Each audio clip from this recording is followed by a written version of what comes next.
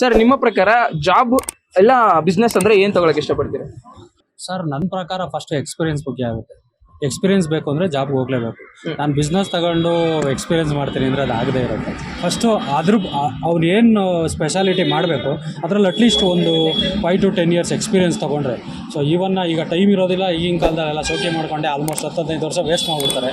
So ನನ್ನ ಪ್ರಕಾರ ಏನಂದರೆ ಮುಗಿದ ಮೇಲೆ ಸ್ವಲ್ಪ ಎಕ್ಸ್ಪೀರಿಯನ್ಸ್ ಒಂದು 5 ವರ್ಷ 6 ವರ್ಷ ಅವ್ರ ಕೆಪಾಸಿಟಿ ನಾನು ಮಾಡಬಲ್ಲೆ ಅನ್ನೋ ಕೆಪಾಸಿಟಿ ಅವ್ರಿಗಿದ್ರೆ ಒಂದು 5 ವರ್ಷ 6 ವರ್ಷ ಆದಮೇಲೆ ಎಕ್ಸ್ಪೀರಿಯನ್ಸ್ ತೊಗೊಂಡು ಬಿಸ್ನೆಸ್ಗೆ ಹೋಗೋದು ಒಳ್ಳೆಯದು ನನ್ನ ಪ್ರಕಾರ. ಸೊ ಡೈರೆಕ್ಟ್ ಬಿಸ್ನೆಸ್ಗೆ ಹೋಗಿ ಅವ್ನಿಗೆ ಅದ್ರ ಬಗ್ಗೆ ಏನೂ ಗೊತ್ತೇ ಇಲ್ಲ ಕೈ ಸುಟ್ಕೊಳ್ಳೋದ್ರ ಬದಲು ಒಂದು 5 years experience at least minimum knowledge ಮಾಡಿಕೊಂಡು ಬಿಸ್ನೆಸ್ ಮಾಡೋದು ಬೆಸ್ಟ್.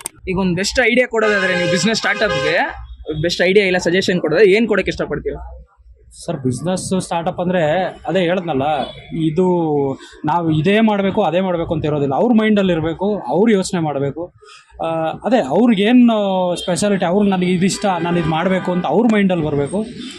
ಅದರಲ್ಲಿ ಅವ್ರ ಎಕ್ಸ್ಪೀರಿಯನ್ಸ್ ತೊಗೋಬೇಕು, ಅದರಲ್ಲಿ ಅವರು ಮುಂದುವರಿಬೇಕು.